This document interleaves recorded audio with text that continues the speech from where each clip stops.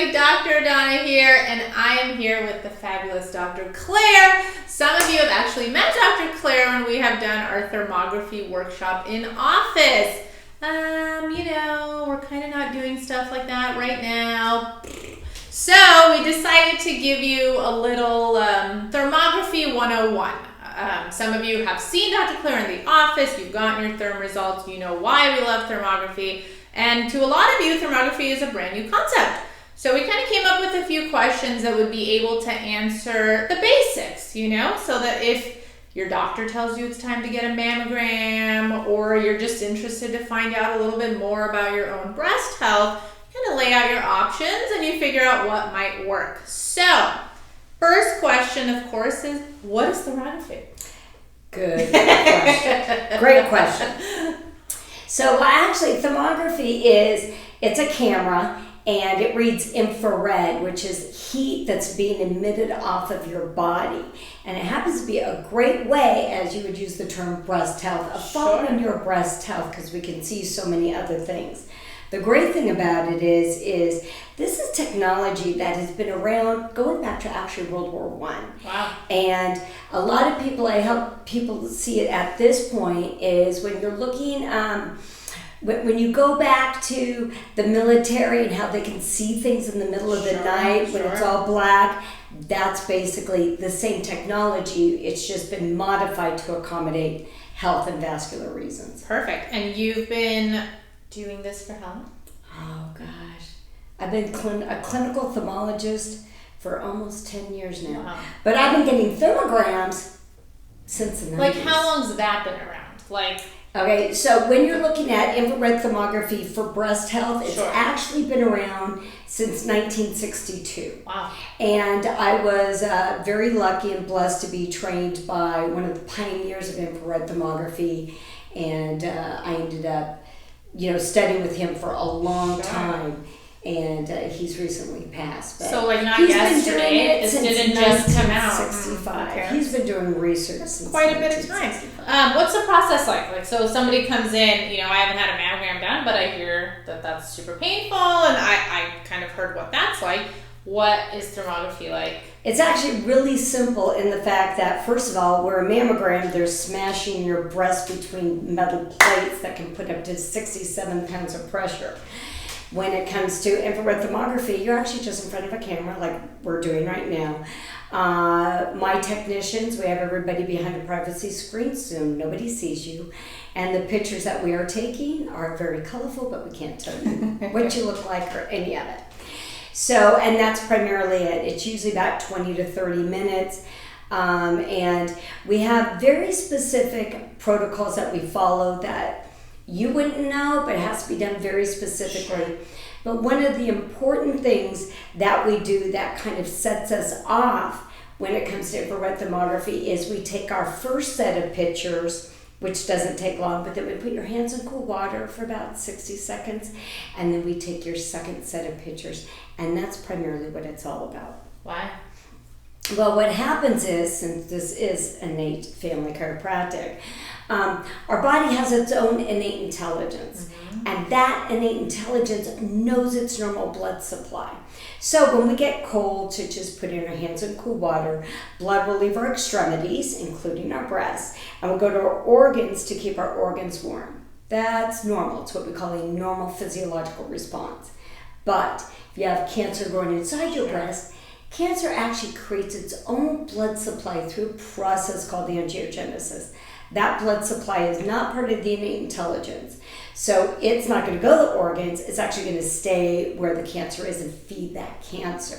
So I'm actually reading the changes of temperatures from the before pictures and after, changes in thermal patterns, again from before and after, and changes of the vascularity, the vascular patterns. So I'm going to assume that obviously if there's people who do thermography and miss that step, we might miss something super obvious. Often things get missed, and which is why our procedures can get up to 97%. That was my next question. How accurate is it? Because, and I'm asking these questions I already know, okay? I'm just doing them for you. So yes, I've been there. Yeah, it's like a super easy process. We get to sit behind. I've gone a Wonder Woman gown before. And then when I get a boring one, I get sad because I want the Wonder Woman. But I think my favorite thing is the chart that just shows how small you, like what kind of a pattern in millimeters you look for on thermography as opposed to what you're going to see on a mammogram. Oh yeah, mammogram, the tumor has to be up to 2 centimeters in size before it can be visualized.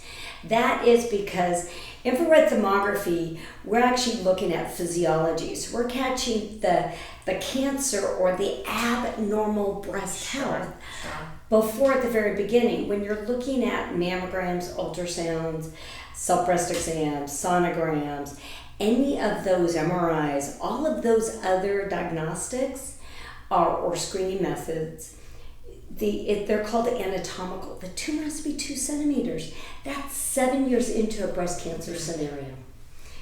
What about, like, what I think about for me, like I have more fibrocystic dense tissue, and so I would assume if I was to do a mammogram, I'd get a false positive, a false negative, or just they couldn't see jack like on the test, right? Often, that's it. They'll just sit and say, and it's actually a law they put in 4 years ago saying that if you're diagnosed with dense breast tissue, that mammograms are inconclusive, ultrasounds are inconclusive, and to get another screening device. But who knows that fact? But see, that's are they told like how? Exactly. No, it's the law, and you were actually supposed to have gotten a sheet of paper mailed to you, or it's supposed to be on. You go get a mammogram. It's supposed to be on a wall. Okay. And what you'll hear is they'll say, "Oh, you have dense breast tissue. We're going to have you come back in 3 months." Okay. Or we're going to do another thing. And the problem is you know, one mammogram series is equivalent to 500 chest x-rays of radiation. So you go back and you're just getting more radiation. Sure. And they still can't tell you. No. And that kind of leads to, you know, what makes mammograms so tricky. And, you know, if it is something so invasive and so much radiation pumped in, why is it the first step and then after they're like, let's do an ultrasound or MRI? Like, why are we going backwards here? So first of all, it's what medicine has chosen as the gold standard. Sure. And if it's the gold standard, that's what you automatically go for. No matter what. And, it doesn't matter. And what you have to do is what you've been sold, because medicine, again, you know, I call it the medical money machine. It's all about where the money is and who's paying who off. And since ultrasounds are still not that diagnostic. No. So when you're talking about, you know, dense breast tissue, on a thermogram, I can see if blood supply is going to that tissue or not. Right. If there's not much blood supply, dense breast tissue. But with a mammogram, they're like, I don't know what it is. Or an ultrasound, well, I don't know what it is. So for them, they have to keep doing more and more. Well, I've got to check this out. I've got to check this. And we're going to have to go do a biopsy. We just have to keep doing more because they're so often inconclusive. Sure. So why is it that, you know, when it's that time, which that's another question, like I feel like that age range changes like every couple of years there's a new age that it becomes the normal. Mm-hmm. Why is it that other options are not given and that there's not a choice on which you choose to go with? Like, well, you know what, again, what happens when it comes to infrared thermography, I've seen insurances pay for it. I've seen a lot of insurances not pay for it. Yeah. So what's happening is it's insurance kind of determines people's health care. Sure. If they choose to let it. Sure. So medicine's going to say, well, you're of that age. And of course, as you said, they keep moving. Yeah. It used to be 40 years, you get your first mammogram. And then what they realize is mammograms cause breast cancer. So now they're backtracking to 50 years. But the problem is breast cancer is the number 2 killer of all women, right? But it's the number 1 killer of women from the ages of 35 to 45.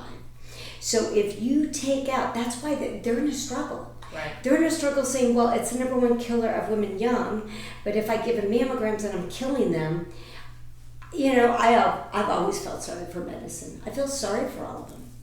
Yeah, that's a tough. It's a tough thing to swallow because they're not open to other solutions, right. And when you keep yourself blind, then you're actually putting yourself in a quandary. Right. I get it. Tell me a little bit about, like, once we come in and do thermography, how long does it typically take for us to get a result? And then at that point, what are follow-ups like? And then how does cost kind of factor into So when say we do your first thermogram, and I'm going to backtrack a bit onto the previous question. Sure. Like when? Sure. Well, when I'm looking at breast health, it's pretty sad, but we're getting young girls, 13, 14, 15, with breast cancer.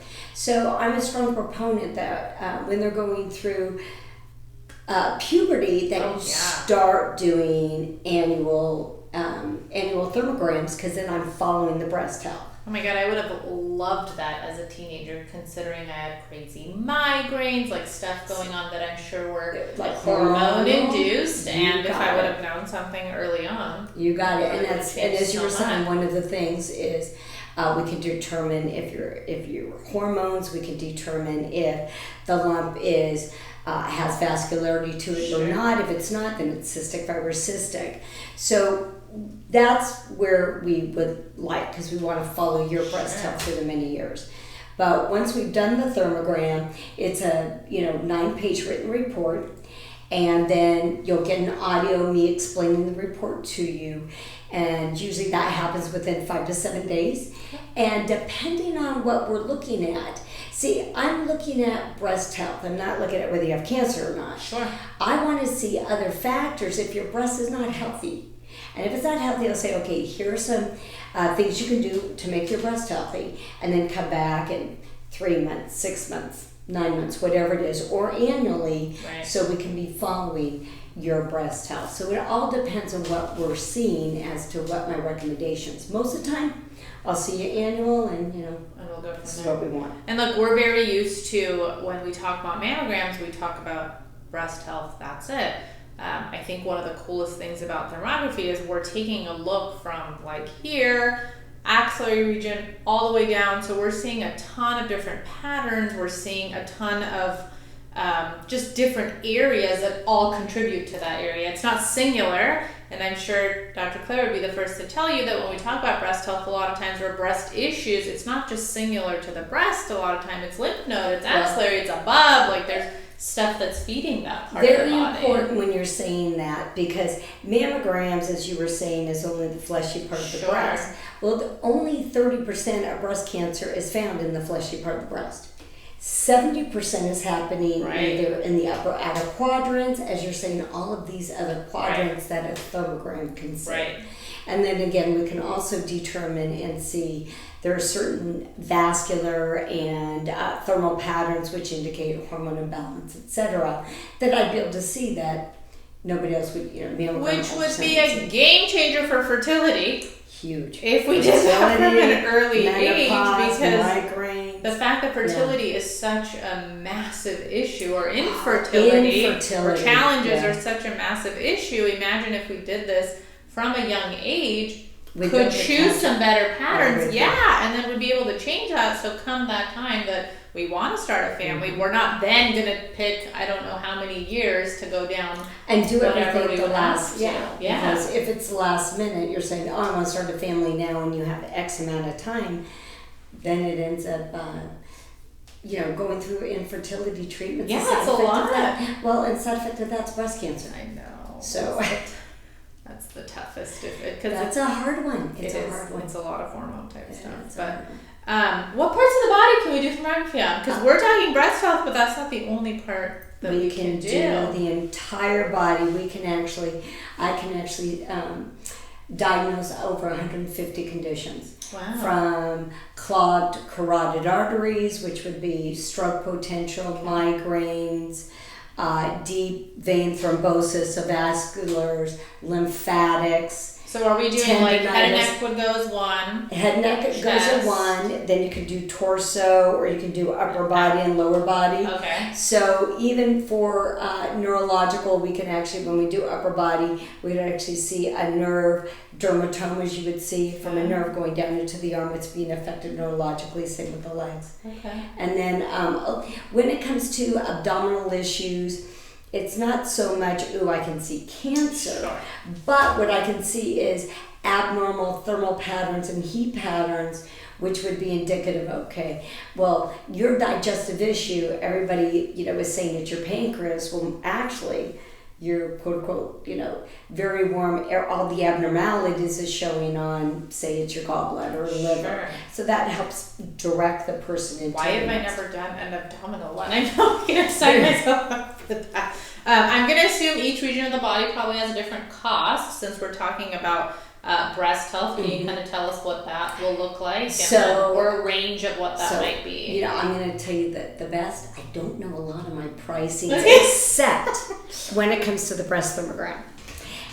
We actually have, right now, we have the COVID-19 special. So I don't even remember what it is. So we have when we have 3 people come in and you get $75 off. You get $75 off. Because it's $325 regular. $325. But Dr. Claire always has, I think my Bosom Buddies one was what Dr. Annie and I did together, which was a lot of fun. Yeah. So she always has a lot of great deals. And you know what? The second I found out about thermography, it was like, Mom, Aunt, everybody, you got to do this, because why would I not promote something that's going to be non-invasive, that's going to give us such a greater look into everything in the body, and then tell those people that matter most to me. Exactly. So. Tell all your friends and family. Yeah. So obviously you could call the office for that. We do have her flyers here. So what I'll do, I'll make sure to kind of put an image of thermography so you can actually see what a report or anything might look like. But of course, in this video, we'll attach Dr. Claire's info, and then you can find it all here. But anything else you want to tell everybody? Well, first of all, it's so great to be doing this fun little... I do it periodically. It is weird, though. I'm supposed to be more... in front of people! I know! Screens are not our jam, as you probably have already heard. I know, because I like that's not our jam. Yeah. So, but first of all, I'm so happy that you guys are doing all of this stuff for your health, because most people out there don't realize how important chiropractic is, how important, say, infrared thermography is, and everything that you need to do for your health right now. Right. Because guess what?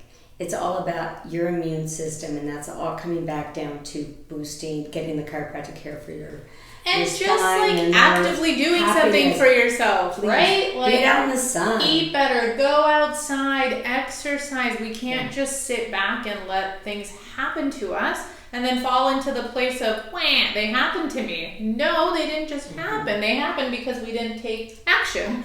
So thermography is a massive action that you can take just to fact find at minimum, and to know what better choices you get to make. And you have control of your health. That's the biggest thing. You've got control. Absolutely. You're not putting it in anybody else's hands. No. So we hope this answered some basic questions, gave you some info. I am so excited to have you all, of course, go down this route, and we'll both be here to support however we can. But if you have any questions, you can, of course, reply to the email below. We'll pass them on to Dr. Claire. I'll get them answered to the best of my ability.